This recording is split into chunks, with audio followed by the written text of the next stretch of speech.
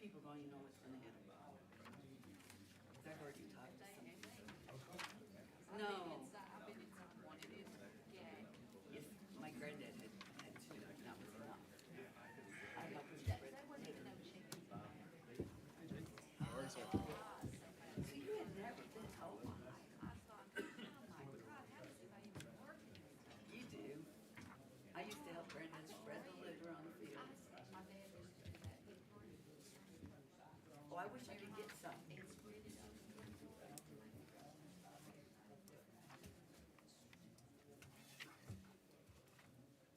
Well, I hear people complain when they put it in the fields now, it just cracks me up because you ain't heard, you ain't smelled nothing yet. 16 chicken I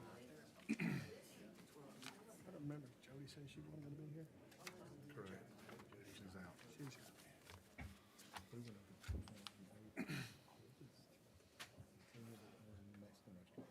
No, and this guy has been working 24/7. Big, I mean, biggest tractor I've ever seen. Pretty good. I can't sleep for this, because the sound comes over the hill. Yeah, because I had a Beaverdale. See, I live right here, and this is a valley, and then this is up on the hill. Last night, there was, you look at the whole sky. That $999 million Powerball. It's I didn't live up there half the year.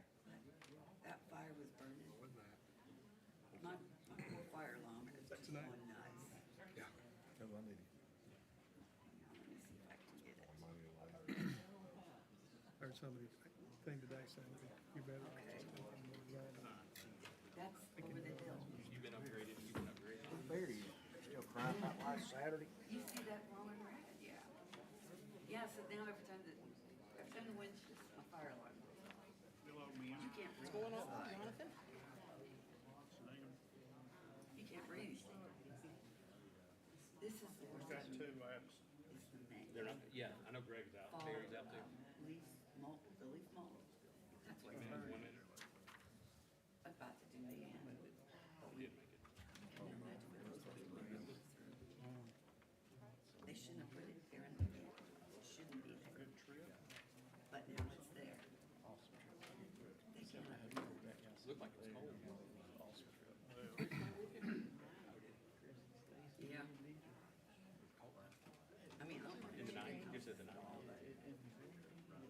do feel for that subdivision. Desert, I guess. There's probably Sun goes down, it gets cold. I think I'm closing long-term care. What? What that with Dell? Beaten down, yeah, no trees. Yeah. I mean, I don't know that much about him, I just, oh, I know, This is about, I remember. yeah, he has special events on. And he was there. Yeah, I read all, I've done everything on there. Yeah, there's really nothing. They must, And then I think that was a farm. There's nothing on there. those facilities, I just came because I like it. I'm surprised that they've not gone in, and that's the first step of doing it. You know, they very well go in there. Yeah, could be. No, no, We got a new He's at the hospital. because they're, I was talking about that fire. doing everything. Back towards over the hill. fire, what, Where brush? they get it? They're burning the brush off.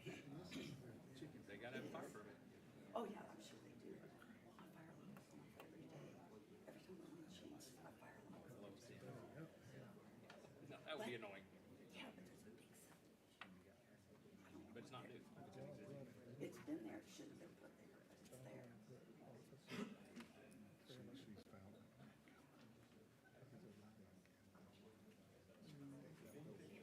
Oh, yeah, it probably totally come through. It's bundled up, how many miles away? Just a few miles away? Just a few miles?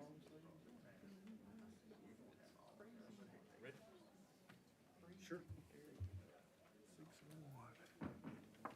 All right, I'd like to call this joint Whitfield County, Dalton, Barnell Planning Commission meeting to order for November 1st. Chairman Litterdale, your meeting. Thank you, Mr. Chairman. First order of business is declare we do have a quorum. Ms. Jody McClurg is away on business. Second order of business is to review the minutes of the previous meeting. Anybody have any adjustments, modifications? Motion to Motions? approve. Second. David makes a motion, Chris seconds. All agree, say aye. All opposed? The minutes are in the record. Tonight, we do have 6 requests to review. 3 of them are in the county. They will run first, and 3 are in the city of Dalton. Before we get to them, Mr. Ethan Calhoun of the Northwest Georgia Regional Office will review the process, procedures, and paperwork required for those who would like to speak tonight. Thank you, Mr. Chairman. Ladies and gentlemen, the purpose of tonight's meeting is to hold a public hearing for every rezoning on our agenda. And you can see the agenda on the screen for tonight, as well as we have those available out front. If anybody would like one, they're on the table just outside the room, and you can follow along. Essentially, the chairman will run the meeting in terms of opening and closing each of the items on the agenda. And every item on the agenda will have the exact same procedure from start to finish. And that procedure will simply be that first the chairman will open the public hearing, then he'll ask for staff to come forward. That'll be myself to give a report on the item and a recommendation from staff as to whether or not it could be approved or denied. Then once comments from staff have been heard, the chairman will ask for the petitioner, that's the person who's asking to rezone their property, to come forward to the podium, answer any questions that may come up. And once the petitioner's comments have been heard, the chairman will give an opportunity, if there's anyone in the room who'd like to speak in favor of that rezoning other than the petitioner, they can come forth and state any statements of support. Once all comments in favor of the rezoning have been heard, the chairman will then ask if anyone here tonight would like to speak in opposition or against the proposed rezoning. If you're here tonight to speak in opposition, it's very important that out front on that table we have 2 different sheets of paper that say opposition forms. We've got pens out there as well. Please, if you're going to speak tonight in opposition, it's required by state law that you sign a disclosure, and please print your name and list the item on the agenda that you're speaking in opposition of. And for 2 purposes we need that. One is it's state law.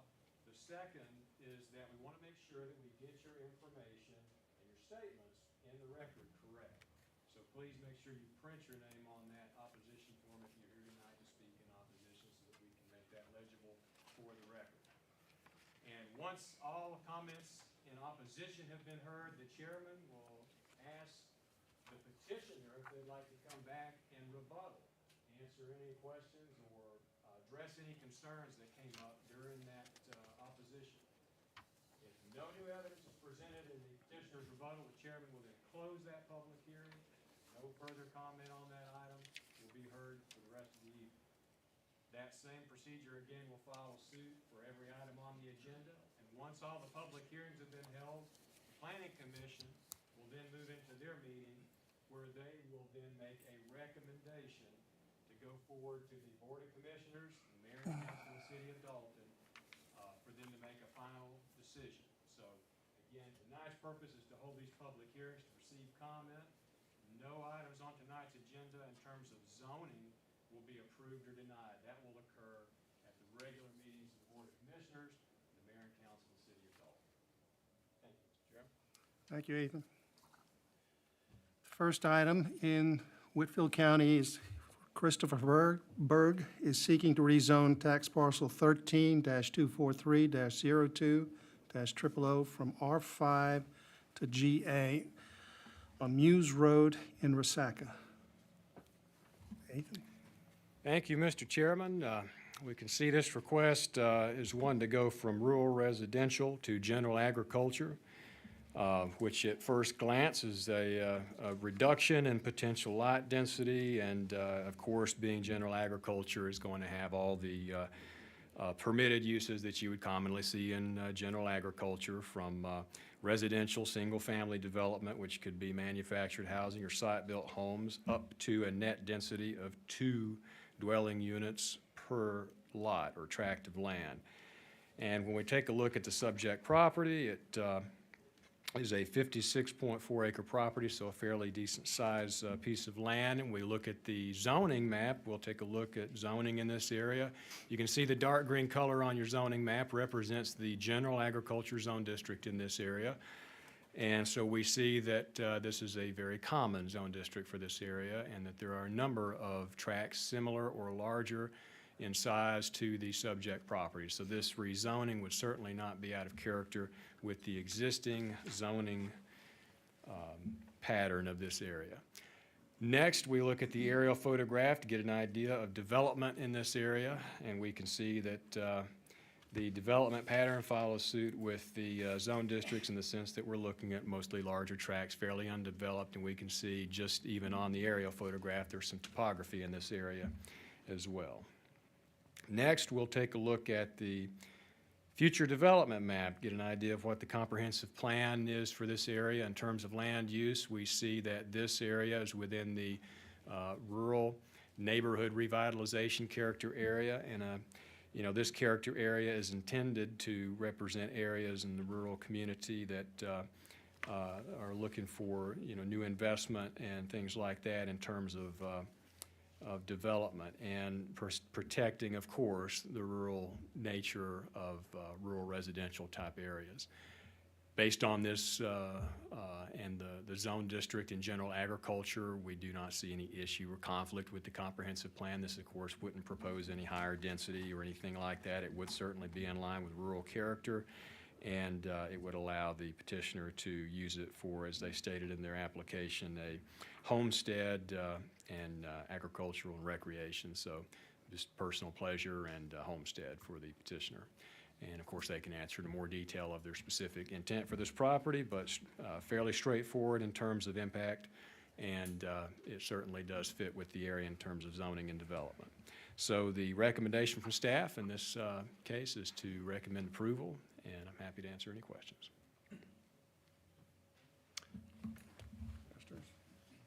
Nope. Thank you, Eric. Thank you. Ethan. Christopher Byrd. Please state your name and address for the record. My name's Christopher Byrd. I reside at 1603 Ryman Ridge Road, Dalton, Georgia, so I am a Dalton resident.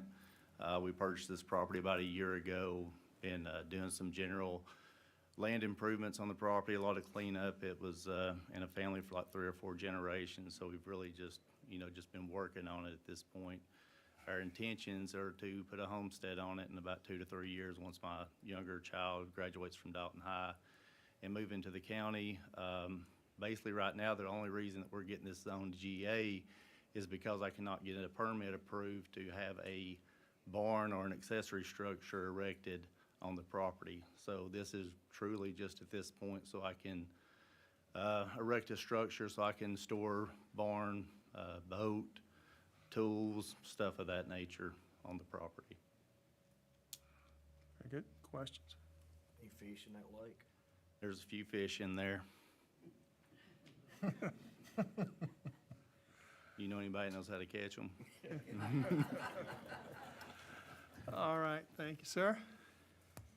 Does anybody else would like to speak in favor of this request? Does anybody would like to speak in opposition? Very well. That closes the public portion on this request. We will move to item B, which is Jeff Pickens is seeking to rezone parcel 27-089-05-000 from R2 to R5. Don't really have an address on this. Ethan? Go ahead. Thank you, Mr. Chairman. What we have here is a piece of property, and I've got your address. There's 1131 Mount Vernon Road, Tunnel Hill. And the request here is to rezone again from single-family, low-density residential to R5 rural residential. And the purpose of this rezoning is to replace a manufactured home on this site. The property contained contained at a point in the past recently a mobile home, and that home has been removed and is planning on being replaced with a newer manufactured home. And in order to do that, they would need to obtain a R5 rezoning, which is what they've requested here. And the changes between R2 and R5, depending on the particular area that we're in, can sometimes be significant. Other times, the change, depending on the existing development pattern and zoning in the area, may be very little. This is one of those cases where we take a look and really look at the zoning map, and we can see that on the screen currently. And right now, the subject property, which you can see outlined in bold in the center of the map, lying at the crossroads at the intersection, you can see that the subject property is one parcel away from being adjacent to the rural residential zone district, which, as you can see, is a fairly large zone district and consistent in this area. So the subject property is very near the point of convergence between the R2 and R5 zone districts. So again, the established pattern of development in this area, being R5, is not an uncommon zone district. It's also very close to the subject property, only a matter of feet. And when we take a look at this request to replace what was an existing mobile home, so we can see that mobile and manufactured homes are not uncommon in this area, the subject property being historically utilized for this purpose. This, of course, would be a request that would remain single family. One, of course, possibility with an R5 property is always the fact that it could be used for a duplex. So something to keep in mind in this area, that this is certainly in both R5 and R2 an area that has been single family historically. But next, we take a look at the aerial photograph. We can see development in this area. Again, you can see the subject property. You can see where the old mobile home used to sit. And you can see around it what we see single-family detached housing. There's some accessory buildings, things like that in the area. And again, this would essentially keep the same character this property's had while updating the home that was there previously. And next, if we take a look at the future development map, we see suburban neighborhood. And of course, one of the intents of this is to protect the integrity of existing and established neighborhoods, residential neighborhoods throughout the county. And by doing so, making sure that the potential rezonings do not introduce a character that would alter the integrity of an existing single-family neighborhood, for instance, spot zones, commercial zoning, things like that, or high-density housing that might upset the established development pattern, being things that we typically try to avoid to protect the integrity of the single-family suburban neighborhoods. So when we look at R5 and R2, again, they do share a couple of similarities, and when we look at the subject property and its historic character, this would not create a character that has not already existed in this area for quite some time.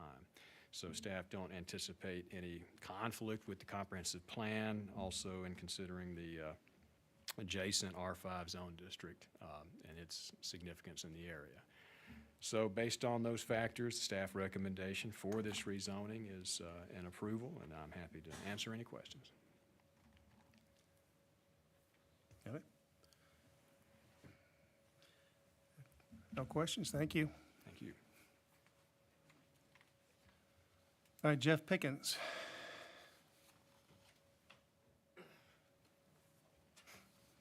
My name is Jeff Pickens. I'm a lifelong resident of Whitfield County. I reside at 470 Canopy Way, Rocky Face.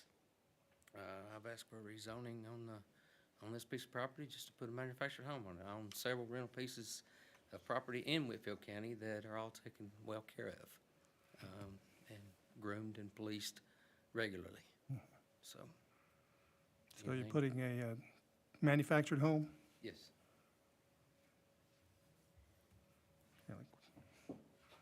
Seems pretty simple. All right. Simple. No other questions? Thank you. Does anybody else would like to speak in favor? Anybody would like to speak in opposition?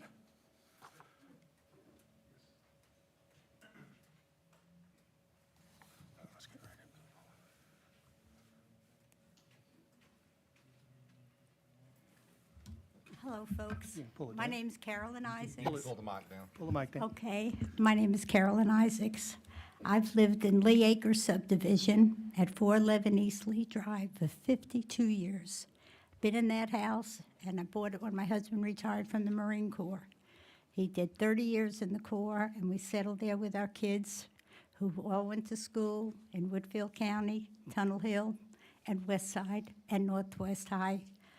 So I'm a little leery about accepting Mr. Jeff's idea of putting a mobile home there, because we're changing it from an R2 to an R5, and that alone is not acceptable to me at all, because it could be multiplex homes.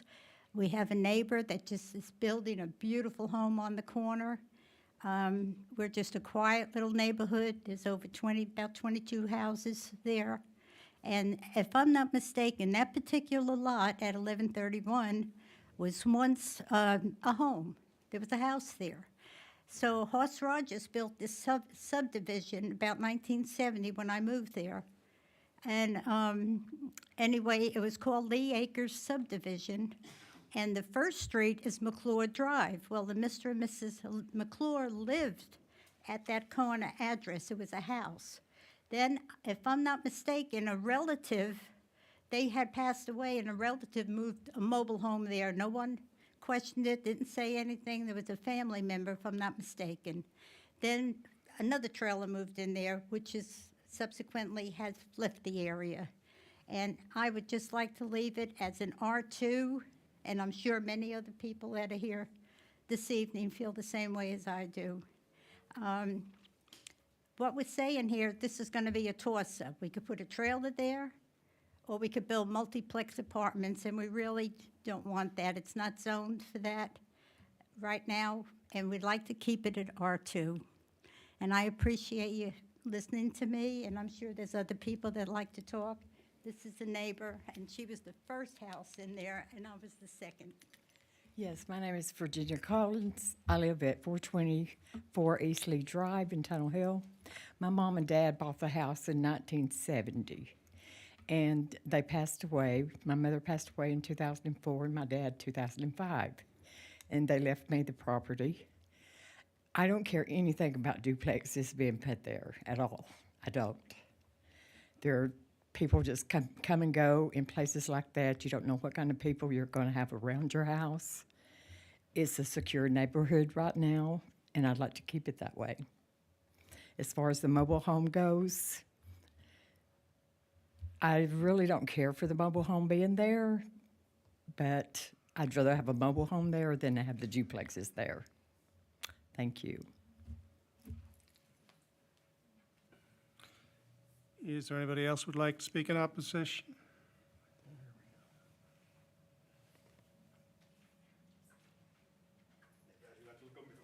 My brother passed this weekend. I hate big crowds, okay? So I live in the property right beside it. I'm Stephen Raymond. I live at 201 East Lee Drive, the property right beside it. We've been there for a long time. My cousin lives across the street. They built a $300,000 house directly across the street, their dream home. If this passes, they're selling their dream home. My other cousin lives beside me at 201 East Lee Drive. We sold him the house. My brother and I built the newest house in the neighborhood about 14 months ago. My little concern, this isn't a level playing field in this county. There was no budging for us whatsoever. We were required to cut off 0.69 acres and build a 1,200 square foot home on. We sold for $205,000. This is 0.55 acres. There's a reason why there's not a mobile home on Pickens Road, okay? He don't want it in his own front yard. We don't want it in ours. Okay, we don't want to be sitting on our front porch with our family and kids and have to be dealing with what she said, the riffraff of tenants that rent, okay? Now, there's a reason if you look on a map, I feel like that properties are zoned R2. If you've got R2, R2, R2, R2, R2, R2, you put R5 in the middle of it, you decrease property values. Now, according to Realtor.com, if you put a duplex on that property, everybody's property immediately drops 13.1%. So just in the people sitting in this room, you've lost about $700,000. It's not fair that we have to lose so one person can gain, okay? Got you. Thank you. Thank you. Well said. Is there anybody else who'd like to speak in opposition? Fine, Mr. Pick, okay.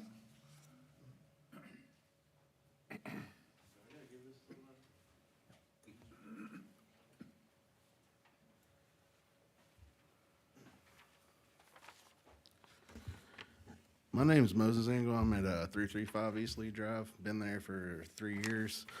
I'm not necessarily in opposition of a manufactured home, and I'm assuming that means it's on foundation. Is that right? I think so, yes. But it is going to be a rental. And I'd kind of like some assurances who's going to be there, because that's where our kids get dropped off at the bus stop. That's at the end of the road. They get on the bus there. Some of them, a lot of them get off the bus there. My daughter does. And I'd like some assurances that there's not going to be any predators or anything like that in his rentals. That would be nice. That's my biggest concern. Okay. Very, very well, thank you. All right, I think we've had a wide range. Anybody have anything new in rebuttal? Not in rebuttal, in opposition? Are you in this neighborhood? It doesn't matter. It's Okay, very short. very short. would say- Step up, please, name and address. Vicki Alt, 1066 Cahata Beaverdale. What I'd like to say is these people's problem and the issue that's come up could be easily solved if you had an R2 manufactured home. So you could only put that home there, just like a stick-built home. It would be R2, but it would cover the manufactured home. That's all I'd like to say. That would solve all these problems. All right, thank you. All right, Mr. Pickens, rebuttal?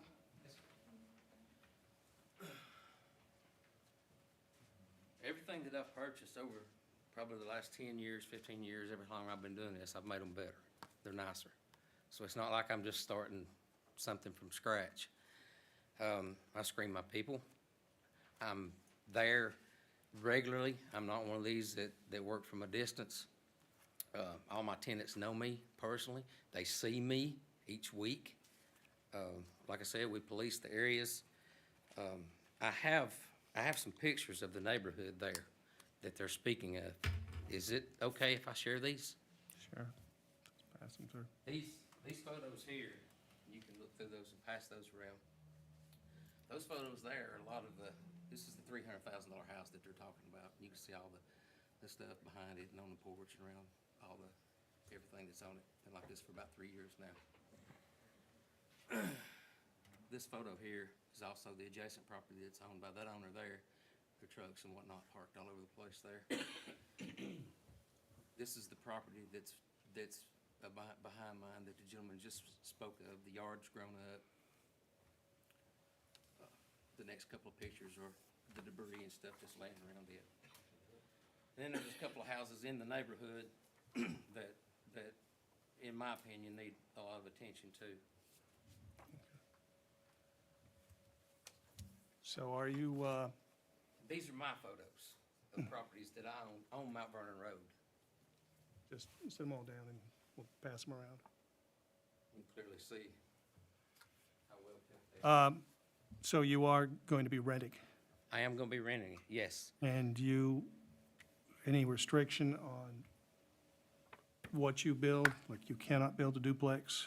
I mean, you have no intention, right? Well, as far as what I've been told, that the property's not large enough to hold a duplex at the time.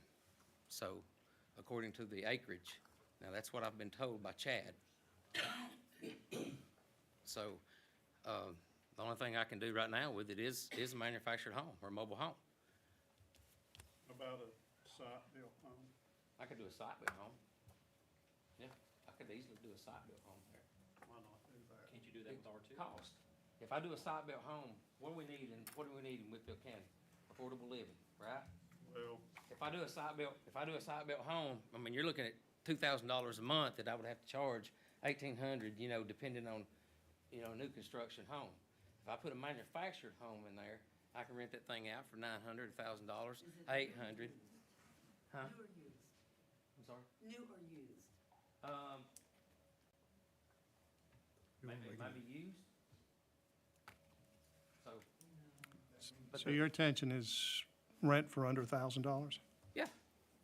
Yeah, I mean, everything, all my mobile homes that are on Mount Vernon Road now rent for under $1,000. My site-built homes go from anywhere from $1,000 up. So, you know, it's just another way to do affordable living. Like I said, you know, he's concerned about, the possibility of some sort of pedophile or something coming in. Well, anyone in those neighborhoods around there could rent a home. I'm sure there's probably a rental home in Pine Oaks or in the subdivision there, that we're speaking of. There's a lot of rental up and down Mount Vernon Road, all in that area. So. Well, I hope that I don't ever rent to someone like that. I screen them. All right, hey, I screen them as well as hey, I all can. right, hang on a second, we're not gonna talk back and forth like this. Yeah. So I screen them as well as I can. I mean, that doesn't necessarily guarantee that you won't, get someone that's gonna do something stupid. But like I said, that's where me being active in what I do every day kinda helps with that. 2 months ago, I filed I gave a letter because some people weren't taking care of property like they were, like they're supposed to. Debris laying all over the yard. The yard not getting mowed, like it needed to be done and kept up. So I got rid of them. Very well. Any more questions? Yeah, if you own the site-built home in that neighborhood next door or wherever, would you have a problem with a mobile home being beside you where all the other dwellings are site-built? Not really. I mean, it depends on what mobile home you're talking about. Okay. There's a lot of It's zoned R2 Right. subdivision. Right. And you're wanting that one lot rezoned to R5. Well, that lot is actually not part of the subdivision. Then why are you having to have it rezoned? I don't know. Because It's R2, but it's not actually site-built. part of that subdivision, from what I've read. But your next door neighbor is. But my next door neighbor is. Okay. You wanna see the photos? No, I don't need to see them. Okay. I mean, I'd like to show them to you. So, No, I know you keep your properties up. yeah, I mean, I do. So, All right, thank you. can I get the photos back?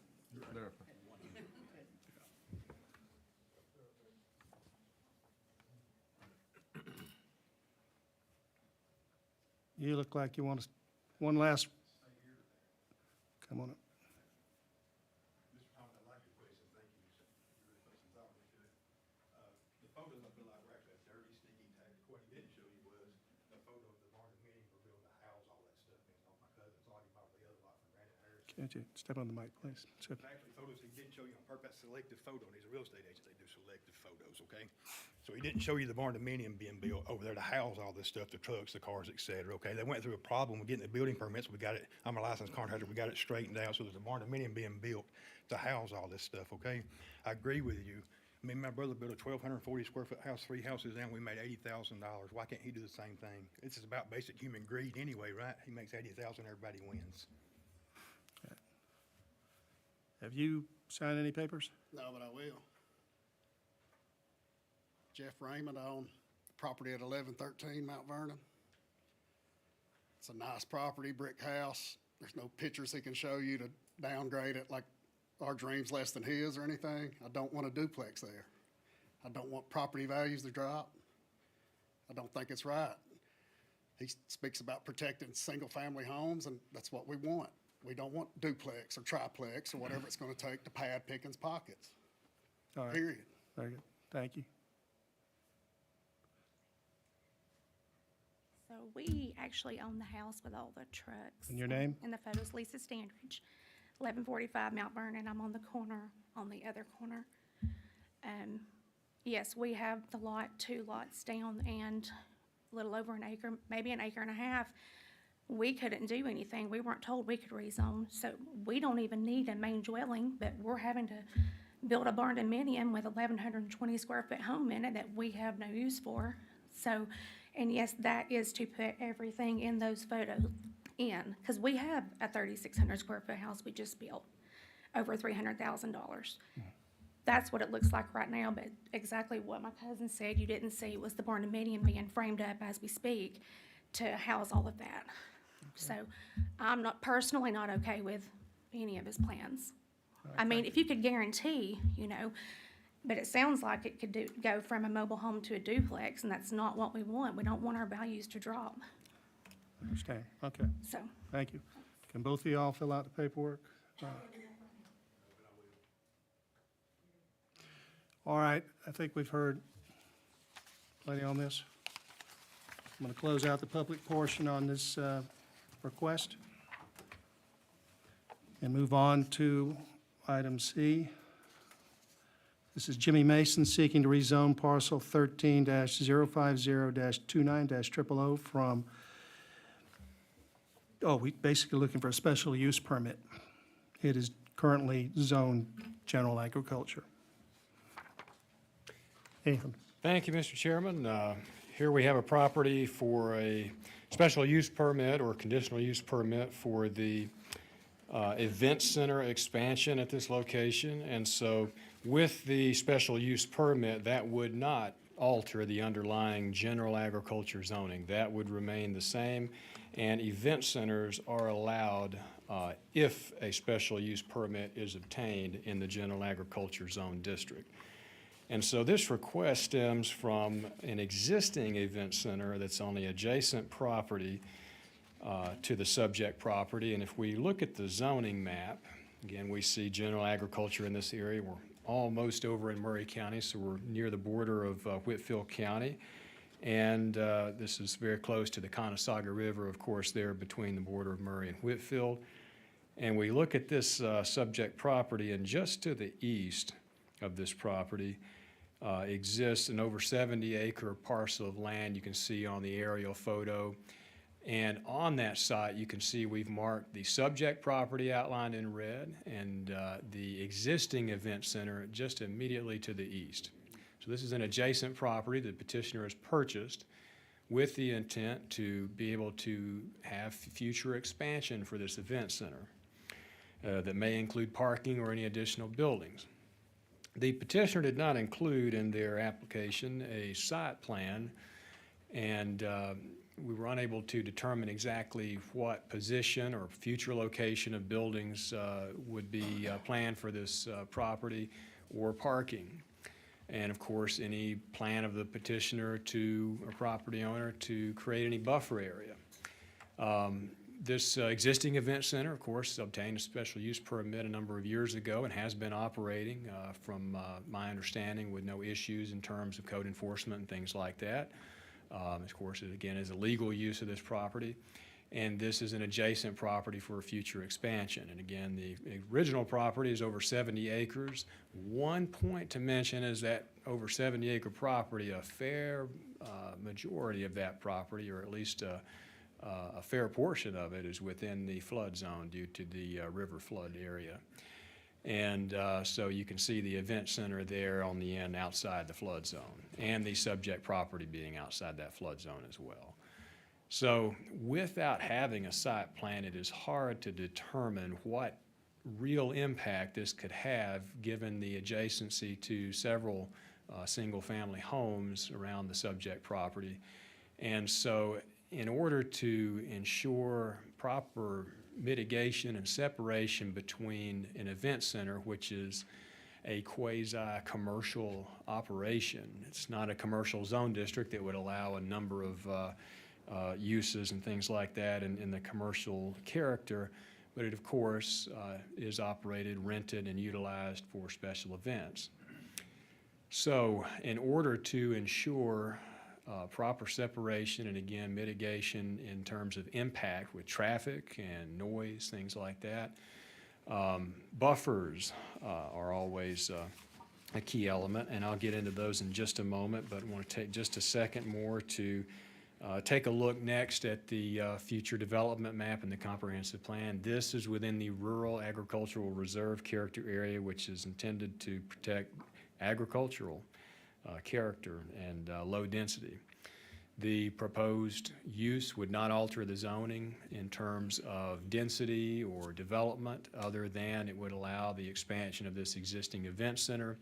And this event center, of course, is a barn-themed, sort of agriculture-themed event center that we see fairly common today in event centers. So this would not alter the character of the area in terms of agricultural character, and nor would it change the density in this area from a development standpoint. This would allow the expansion of an existing use, but in order to ensure a mitigation of impact, potential negative impact that could go along with this, again, traffic, as well as noise and impacts to those adjacent residential single-family properties. It is a recommendation that a 20-foot vegetative buffer be required along all boundaries of the subject property, with the exception of the frontage along South River Bend Road, where the property accesses the street, as well as ensuring that this buffer consists of evergreen trees and shrubs to create an effective buffer, not just a typical site impervious fence. Those are fairly ineffective in terms of regulating or mitigating noise. So that was part of the recommendation, that this could certainly be approved, but that buffer being an integral part of that approval in terms of mitigating potential future impact to those properties around it. Again, 20-foot buffer, and that is directly from our unified zoning ordinance for typical commercial property use where it finds itself adjacent to residential property. There's some existing vegetation that could be utilized for that purpose already on the subject property, so some of that buffer already exists. The recommendation is to approve based on the staff recommendation, or based on the factors in the recommendation that with the condition of the 20-foot vegetative buffer, that this could be a mitigated property in terms of negative impact, and that this would allow a use of the property that wouldn't be in conflict with the comprehensive plan or the established development of this area. I'm happy to answer any questions. Ethan, without the drawing, I mean, hypothetically, could you build like a 10,000 seat amphitheater outside and have concerts and thousands of vehicles and rock concerts till midnight and all that? Is it not pretty much unlimited at this point without any idea of the drawings, or are there still other limitations I'm not aware of? There is another part, I'm glad you mentioned that in the staff analysis, I meant to hit on, and that was that one of the conditions could be that prior to approval, that a site plan be drawn and submitted for us to be able to take a look at and be able to, correct, yes, sir, and that would limit, it would take away that concern of the uncertainty. Yeah, me personally, I'd need that before I could vote, or just know what I'm even voting on, so if I can get that in the next 2 weeks before we vote on it, that'd be ideal. Okay, thank you. No further questions. Thank you, Ethan. Thank you. Jimmy Mason?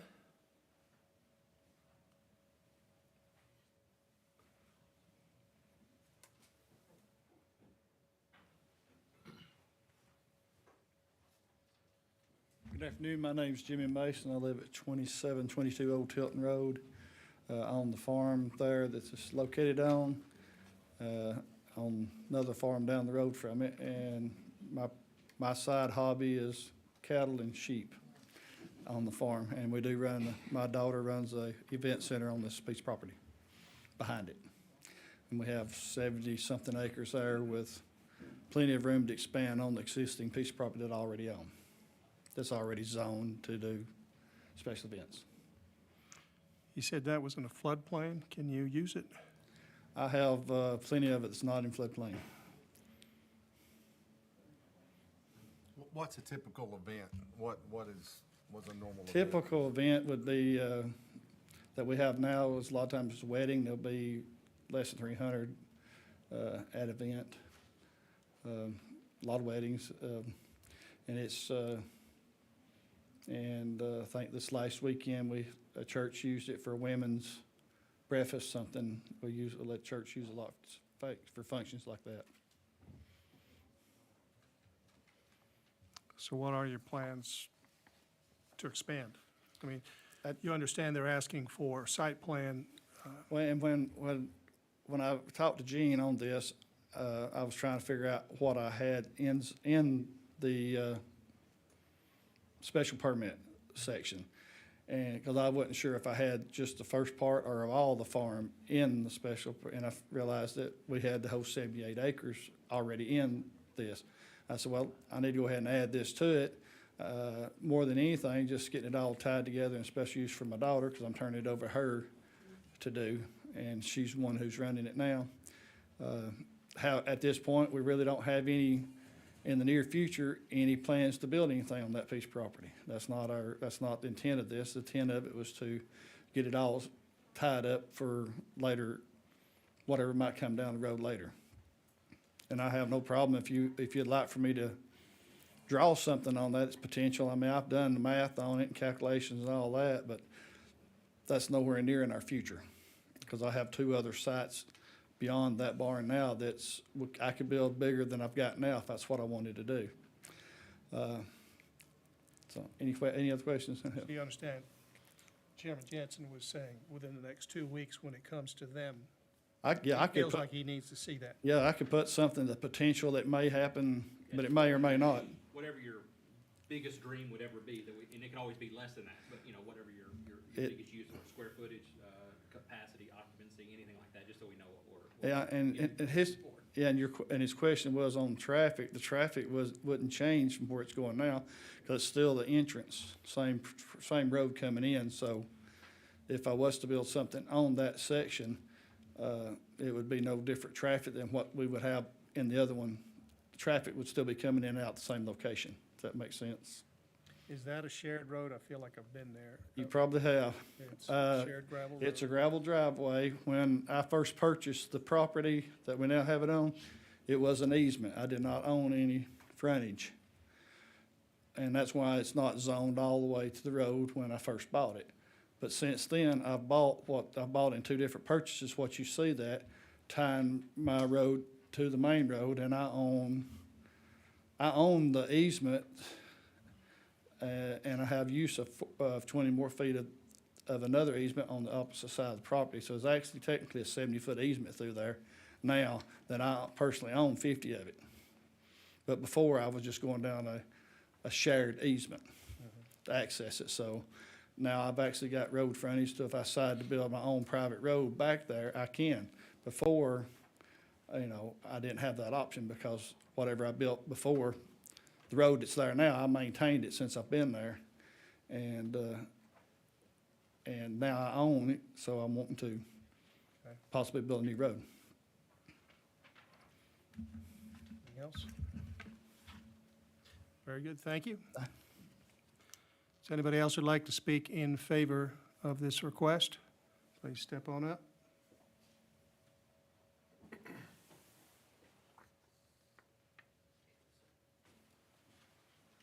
Good evening, everybody. My name's Tim Thomas, and I'm the property owner to the easement that is north of the proposed site. My family has been living there since 1940. I am the 5th generation Thomason to live there, and I'm not opposed to this wedding event center. When I came tonight, I didn't know what that I would be looking at, but as I look through the paperwork that y'all provided, I see that y'all were well aware of these proposed amendments could have economic impact. They can have an excessive or burdensome use of existing streets. Y'all are concerned of traffic volume and also how the manner of operation would impact nearby properties. So I think that this would be a good thing for everybody involved if we could make a suitable entrance for everybody to where when you come up, it's something pleasant to look at, something that helps everyone. And I've been talking to Mr. Calhoun back and forth on email. I like the idea of the buffer. However, if you go 20 foot from the property line and put in a buffer, it lands right in the middle of my easement. And so, you know, any site plan or anything would have to take that into consideration, that I do have a 50-foot easement for utilities and ingress and egress. So other than that, I'm all for it. I don't see a problem with it. I think it'll help everybody if we can work together on it and make something that's attractive, that's to where we don't have a burden of noise, dust, people speeding.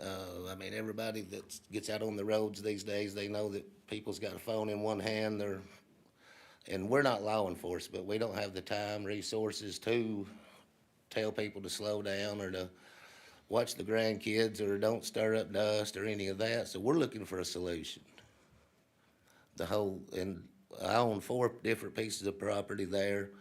My children and grandchildren live there, and I see a way forward to where we can all work together for the benefit of everybody. And this site plan, if Mr. Calhoun, if you could forward that to me when we get it or whatever, I would like to look at it and come back in 2 weeks. But other than that, I don't see a problem. The things that, me and you've talked about, the buffer, to mitigate them issues, that shouldn't be an issue at all going forward. Okay? Very good, thank you. Thank you. Is anybody who would like to speak in opposition?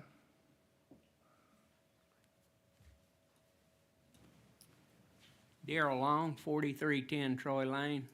My brother owns 43 acres right around the road there. There's a lot of homes and stuff in there, nice, quiet residential homes. When we're going to do something like this, we don't need a maybe we gonna do this or maybe we gonna do that or this could be, or like the young man there said, in the future, if you're gonna come to y'all and say, we want this rezoned, then they should be able to tell you, we're going to put this on it. Not at some time in the future, we'll pull a rabbit out of a hat. It needs, before y'all rezone it or approve rezone it, you should have a plan that says this is what's going on it. Now, if I understand the man that owns the property right, he's got 70-something acres, and he said he had plenty of room to expand on his 70-something acres. He needs to give y'all and us in the community a plan, this, wrote in stone, this is what's going on that property. Not some fictitious something that's gonna change in the future. Thank you, sir. Is there anybody else who'd like to speak in opposition? I think we've addressed that there are going to be conditions before that gets to the commissioners, so I think we can move on and close this public portion of this request, which is the final one for the commissioners. The next 3 are within the city of Dalton. The commissioners will be stepping out at this time.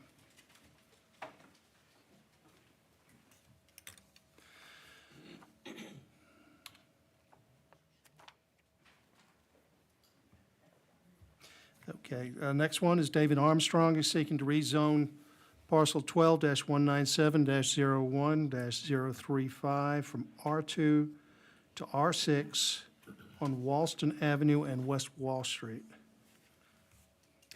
Thank you, Mr. Chairman. Now, of course, again, as you noted, we are in the city of Dalton, and this rezoning request is to be rezoned from R2 to R6.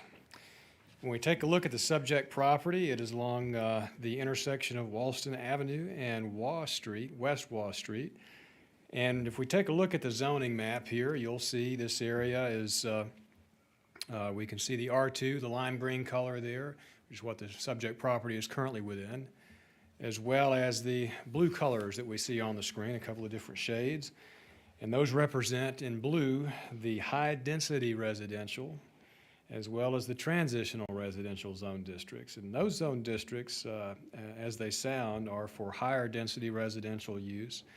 Of course, the property immediately adjacent to the subject property, just to the east across Walston Avenue, is an apartment complex, a long-established apartment complex. And if you travel west along West Wall Street, very nearby, you'll see multiple established multifamily developments, apartments, condominiums, and things of that nature, as well as some other multifamily uses within that R6 zone district.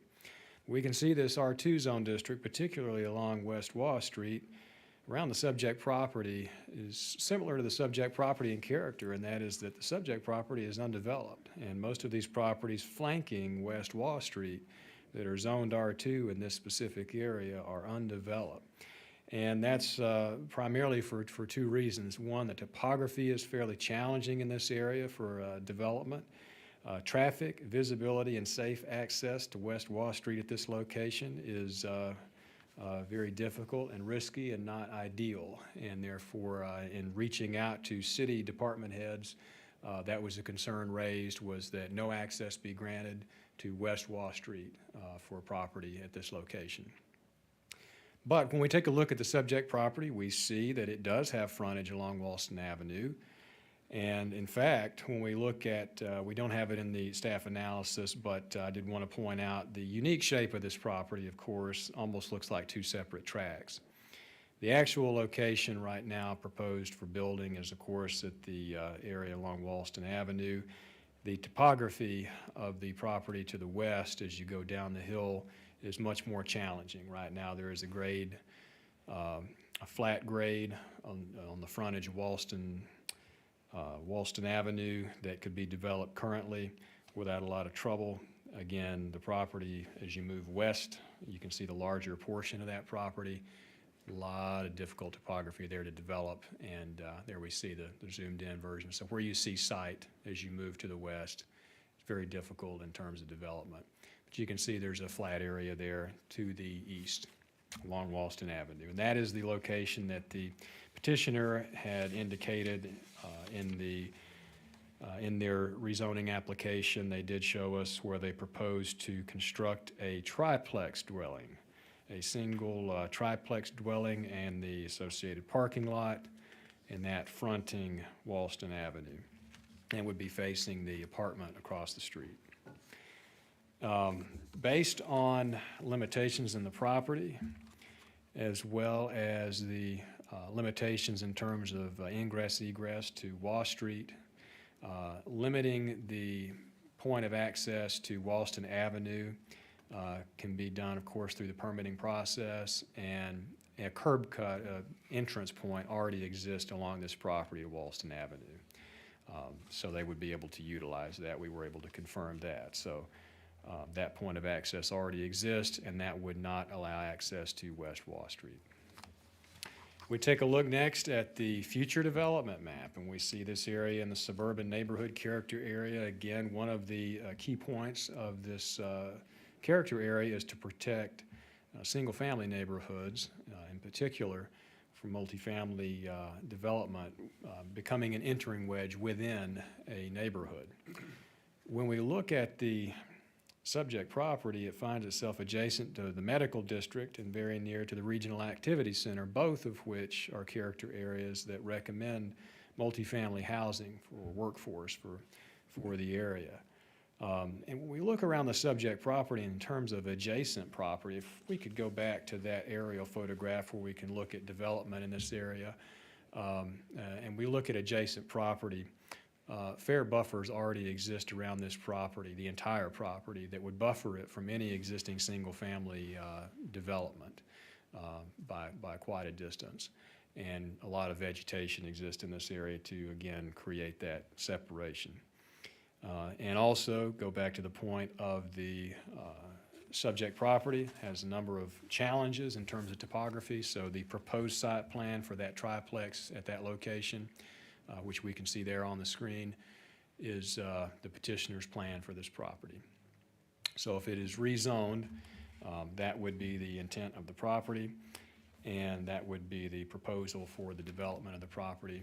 And with the staff analysis, we do not anticipate any negative impact based on the existing separation between any of those single-family neighborhoods that exist in this area, and knowing that the access limitation would be limited to Walston Avenue, not West Wall Street, where there could be a safety issue. Happy to answer any questions. The staff recommendation is an approval. Nope, no questions. Thank you, Ethan. Thank you. Mr. Armstrong?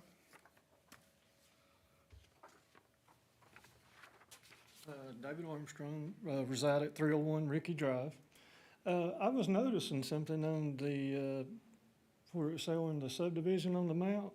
As you go past Boston there on the corner and turn on Mac, I think y'all had that as R2, but that's R6. Those are multifamily around the turn there.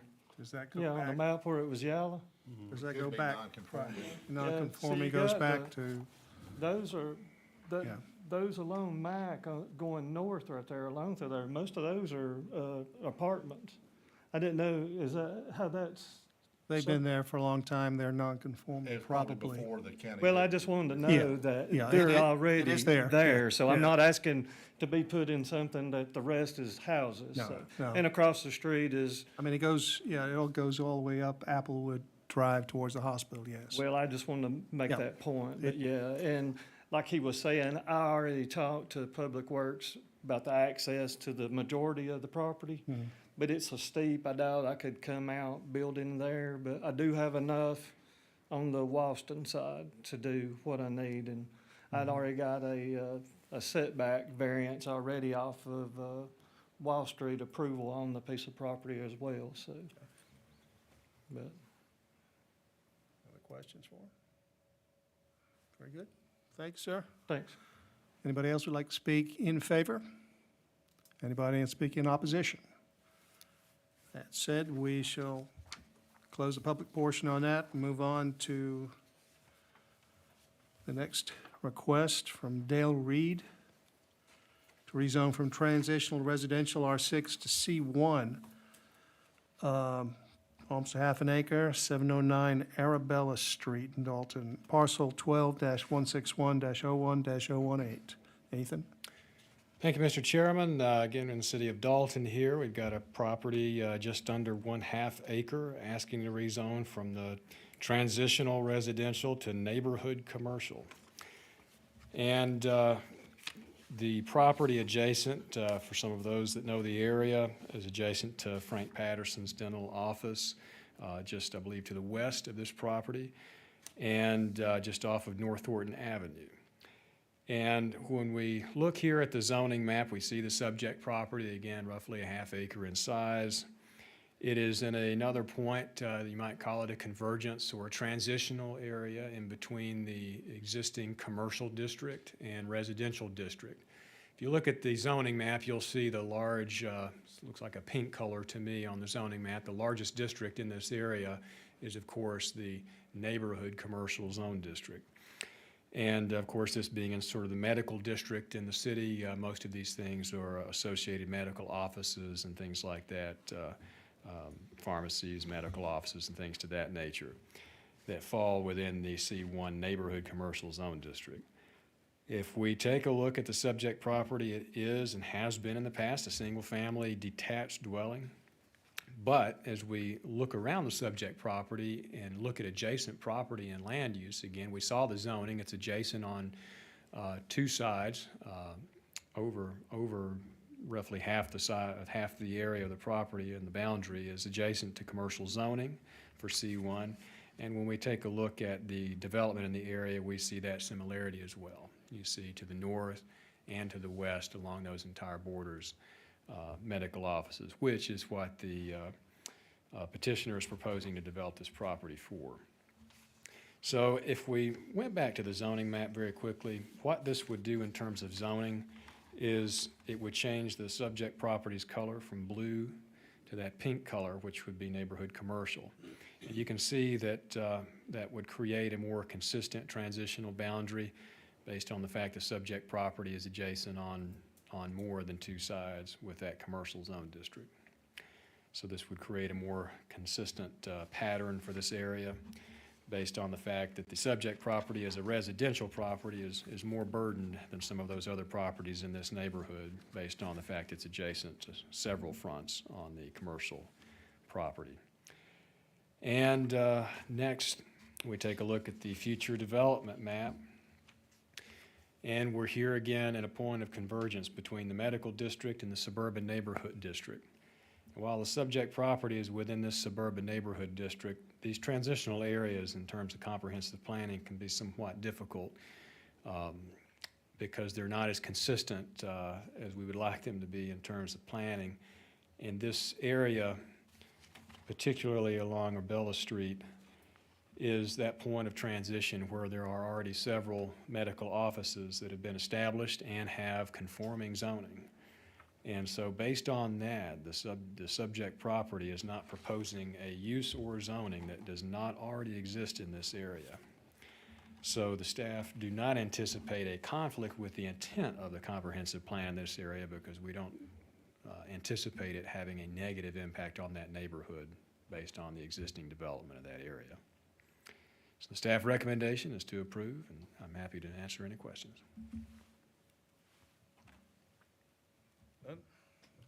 Thank you, sir. Thank you. Dale Reed?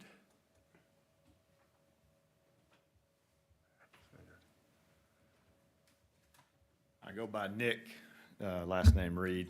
I live at 25 Turrentine Drive. So I bought the property. I'm a part owner of AOSM. I know many of you probably been there. I'm Dr. Reed. I'm one of the orthopedic surgeons. Our issue is our medical community is continuing to grow. You see how the hospital's growing leaps and bounds. The hospital continues to buy up property around that area, and I totally understand that. The hospital's also buying up all the physicians in the area. And so, as you can tell, it is very difficult to stay in private practice. It is difficult to expand because of cost. And so I've got older partners, because you may say, why did AOSM not buy this? That's the most common question I've had. My three older partners, which many of you probably know, and I say old loosely, just old for medicine, you know, they're to the point where they don't want to invest a whole lot more into the practice. I've got two younger partners. We've got hopefully another partner coming. We're continuing to try to grow AOSM with the community. They don't have the money yet to do it, so I bought it independently. I would like to turn it into, we're busting at the seams. If any of you have been there recently, you can't find a parking spot. We're gonna have to continue to expand. We've got an office in Calhoun. We're probably gonna open an office in Ringgold. But we're gonna have to probably have one or two more Dalton locations just to serve the community. So this site is an abandoned home that was in a family for many years, and I've ate dinner with them multiple times, was able to purchase it from them. It's gonna be a nice medical building, and that's the plan, is to be an AOSM physical therapy expansion, and probably AOSM, either a sports center or spine center or something like that. So it's gonna be nice. I wouldn't do anything less than nice. Y'all seen what we work in, and we try to keep it nice for the community, and we're doing our best to stay private and independent and not be bought by Atlanta, not be bought by Hamilton, with all due respect to Hamilton, but we're trying to stay independent. So these are just business moves we're trying to make. I know you gentlemen understand that. I don't want to hurt anybody in the community or anybody in the neighborhood. I've had a couple of them call me. Hopefully that's why they're not here tonight, because I kind of spoke to them already. But any questions you have, I'd be more than happy to answer, so.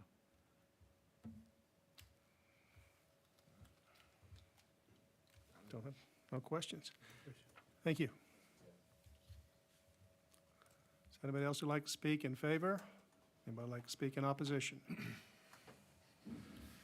I will close the public portion on that, and we are up to our last request tonight. Benjamin Cordova seeking to rezone parcel 12-315-01-0004 from M2 to R6, 0.59 acres, located at 1905 Abutment Road. Ethan? Thank you, Mr. Chairman. This is a challenging request to look at in terms of zoning and land use in this area and development. The request, of course, going from heavy manufacturing to transitional residential, which are two very different zone districts. This is in an area of the city. If we take a look at the zoning map, sort of tells the story. You can see the M2 zone district, which is the purple color there, is quite the dominant zone district in this area.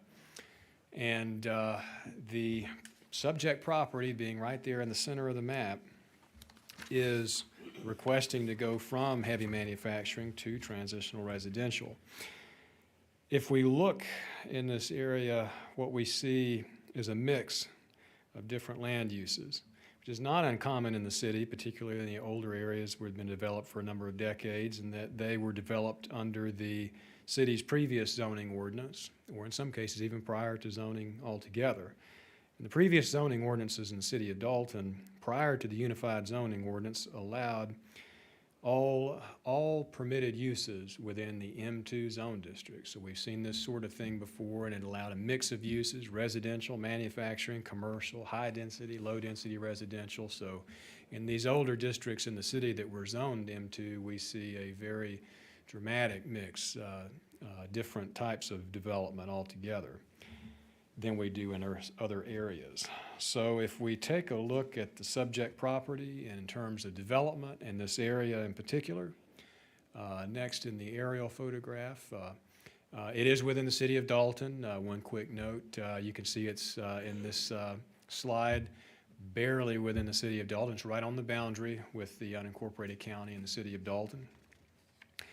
And next, if we take a look at the aerial photograph in the general area, you can see a lot of manufacturing in this area, a lot of large rooftops, of course, pretty typical along Abutment Road, large commercial, industrial. You've got the railway in this area, so a lot of industrial character.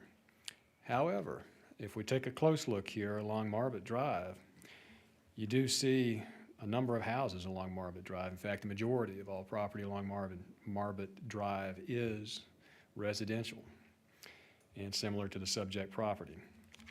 This would allow for the petitioner to develop up to a quadplex on the subject property. You can't build an apartment or anything like that, but because of sewer accessibility in this area, they could tap onto sewer and build as much as a quadplex on the property, and that is what the petitioner is proposing.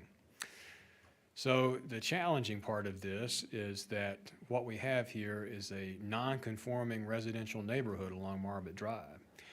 And this rezoning is essentially an opportunity to set a precedent for those other adjacent properties along Marbut Drive that are currently, again, non-conforming as they're currently zoned manufacturing.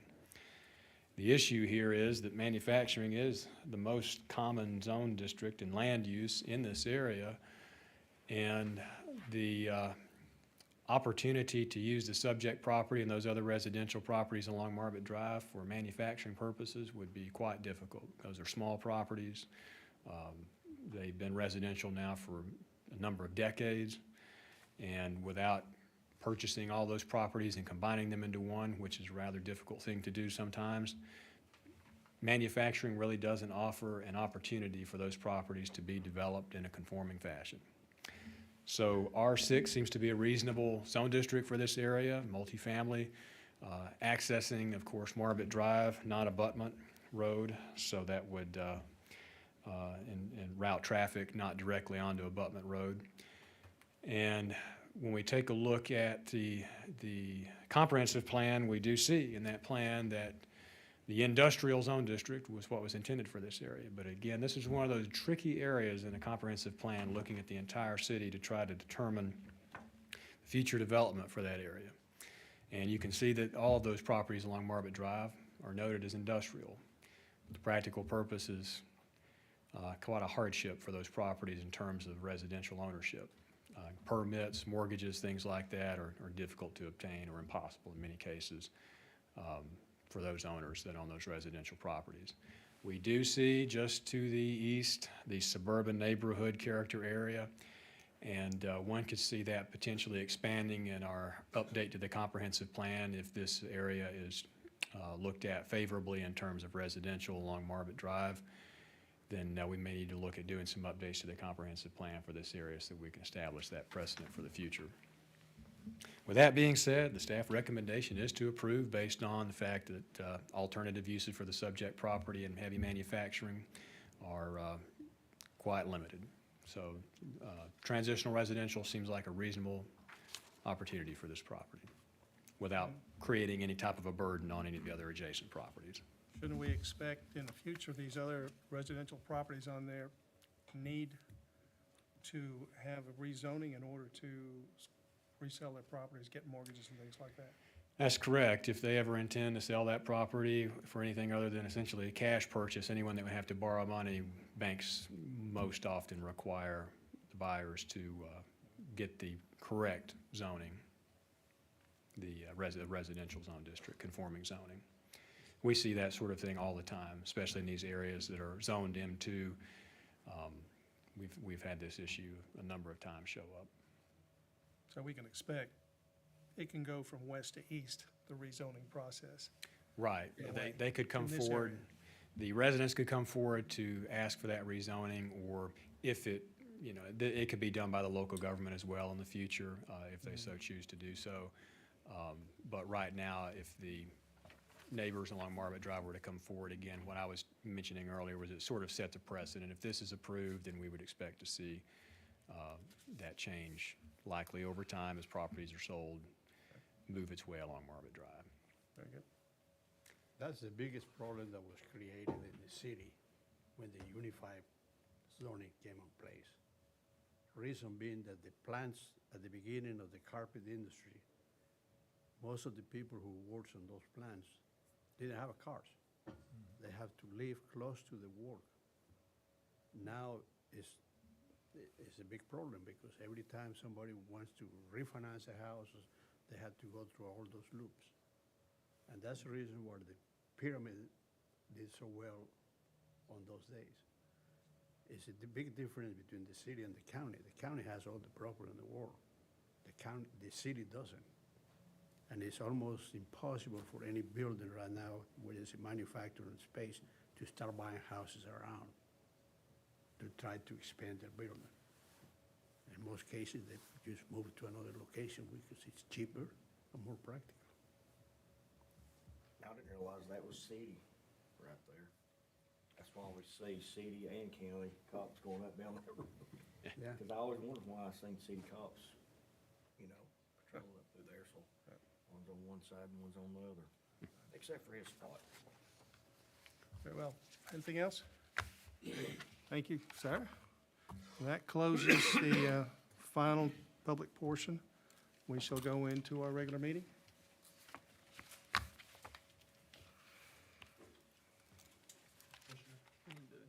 They're welcome to stay. Excuse me? Oh, I'm sorry. Yeah, I forgot. I missed the petitioner. Yeah, come on. Benjamin Cordova? I'm in place of him. Okay. That was my error, I'm sorry.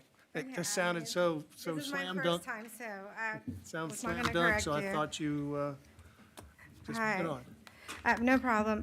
My name is Cynthia Meza, and I am here for Benjamin Cordova. My home address is 1201 Tacoma Drive. The only thing that I'm here for is just to, I guess, reiterate what he said. He's currently has a house there that he's renting, and he wants to build, I guess, 2 duplexes or a quadruplex, like he said. He did provide pictures of what it would look like. And other than that, I don't have anything else. I assume he's going to do it on Marbot Road facing that? So he's not going to be facing abutment? They're not going to be, you don't know? That I don't know. Yes. I would assume so.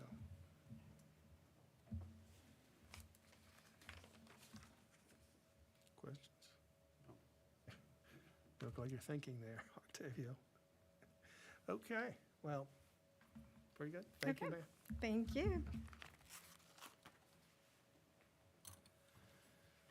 All right, so nobody else is here, so we can close the public portion. And, huh? What's up with that? Everybody's gone. Yeah.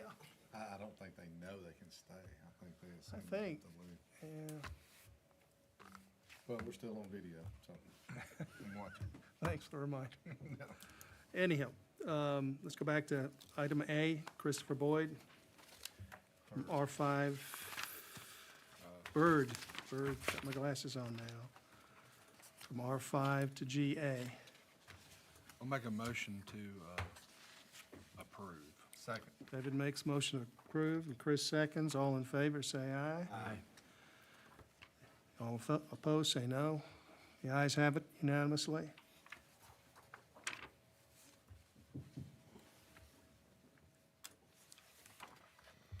Okay, next one is Jeff Pickens seeking to rezone from R2 to R5.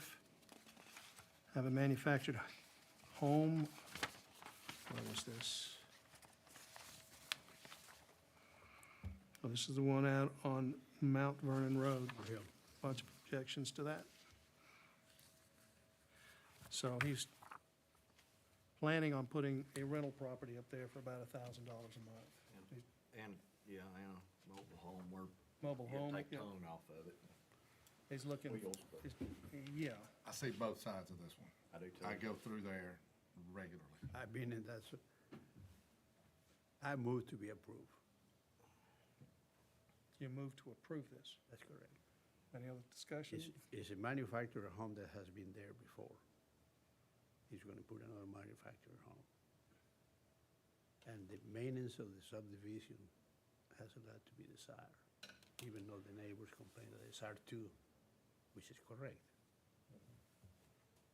But he can put a mobile home in an R2, can he?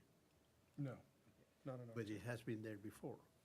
I mean, it was moved for over a year, so Non-conforming, yeah. that's a reason for rezoning. But it's gone now, so he cannot do that again. Ethan, can you or could we restrict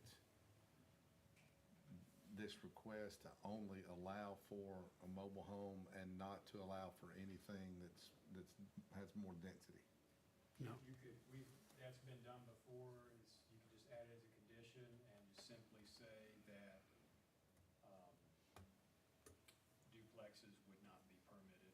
Or Because single some of the people in opposition were okay with the mobile home, some were not. Now, on that respect, that's in the county. Correct. Yes. And in order to put a duplex, I don't think the health department would allow it. May not, may not. I mean, you use, But at some point in time in the future, they could potentially have sewer, so. And that would- condition would last in perpetuity. Yeah, because that is a road that I could see getting sewer at some point. There was a mobile home there for years. It's gone, and now they don't want a mobile home there. So, I will tell you, I don't know the character of the neighborhood as well as y'all do, obviously, haven't been in there. Are there other manufactured mobile homes in the subdivision currently? maybe not in the subdivision particularly that comes off of Mount Vernon, but in that general area, there are multiple mobile homes. I think the subdivision probably had covenants 40 years ago or whatever, that, you know, it goes off of Mount Vernon, but on Mount Vernon proper, there's everything.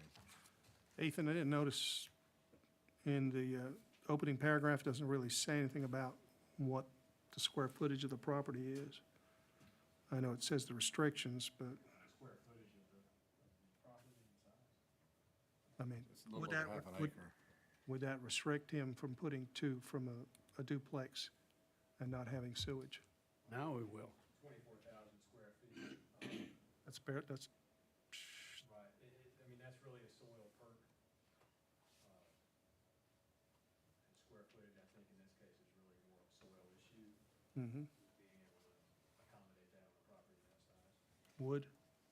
I don't think so either only for one property. So, the restriction of, what do we say? I'm okay with what Octavio motioned, but I'd like to add a restriction against anything of higher density in the event there was sewer or something. So nothing other than single family? Correct. Which would include either stick-built or manufactured. You good with that, Octavia? Yeah. That restriction? Got a second? I'll second. Chris seconds, all in favor with the restrictions, say aye. Aye. All opposed? The ayes have it, 4-0 with restrictions.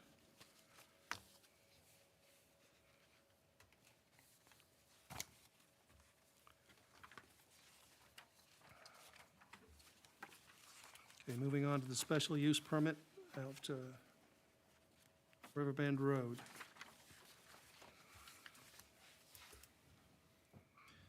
I have been there, I'm pretty sure, and all along that northern boundary of it, there's a gravel road that they kind of share with those properties going out there. I've been there multiple times. Have you? Yeah. Oh, yeah. I was a little confused about, yeah. Pictures, Yeah. I didn't know it existed. it's nice, it's, The kids will get older and go to the weddings there. it is, a lot nicer than the area, it's nice. Yeah. I was a little confused about the setbacks, or at least the right-of-way on the driveway. That was a little confusing there, but, Well, what I understood his reasoning was mainly to secure the property with the surroundings that he already owned. Mm. And it's not gonna change anything, really. No. Yes, it's part of the property, is in the flooding area. At one point, it was a subdivision over there to flood it. On a special permit like that, what can you do on a special permit, Ethan, as far as like, Conditional, Yeah. I think pretty much anything we want. Well, you already did with you wanted the site plan. Yeah, and that's what I would actually make a motion to approve on, with the conditions that's exactly right. were pointed out in the staff analysis. All right.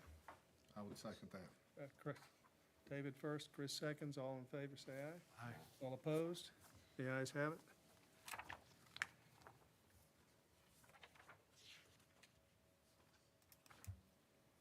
Yeah, even the neighbor was for it. If it was, you know, 'cause What'd you call it? I said even the neighbor, I mean, Oh, he was that's what for it too, as long as, you know. I thought you called him the major. I think he wants to make sure he still got his easement. Yeah. Yeah.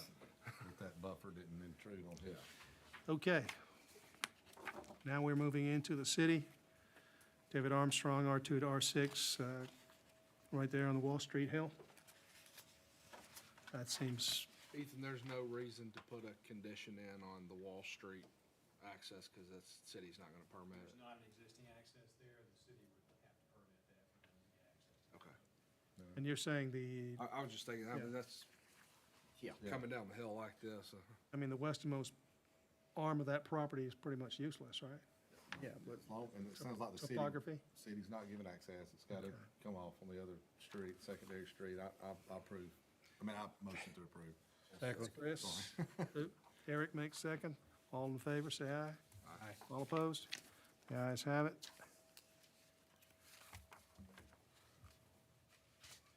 Okay, Dale Reed, transitional.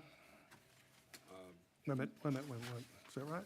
This is, another similar case. The medical, yeah, the medical building. Excuse me? Another similar case to the industrial. Yeah, This is gonna be, most likely, all that neighborhood's gonna move somehow. Yeah, so, I make a motion to approve. David makes most to approve. Second. Chris seconds. All in favor, say aye. All opposed? The ayes have it. And our last one is Benjamin Cordova. That's Move to 1905 Butman Road. I move to approve. I second. I think that area you're gonna see, Octavio and Chris. yeah, it's gonna expand eastward before it's over with. Yeah. Besides, that guy is a good builder. Yeah. He has built a lot of houses, even on Raymond subdivision. Oh, really? Yeah, all it would do for that section up there is make it look better. It don't. Okay, we had, anyhow, motions out there, second. Yep. All in favor? Aye. All opposed? The ayes have it. And that is all we've got on requests. Is there any No plats, anything like that? They're like 40 plats or something. I guess Eric forgot them. Jean is out of town, so she's celebrating her birthday. Seriously? Okay. Well, I suggest we adjourn. And you sent that email again, Ethan, about the 29? The last meeting? Next month, Yeah. yeah, we'll resend that out. I know, but I don't know if everyone will respond today. I'll be here, so. I'll send out some reminders, because since we move things around, I Yeah. try to send multiple reminders.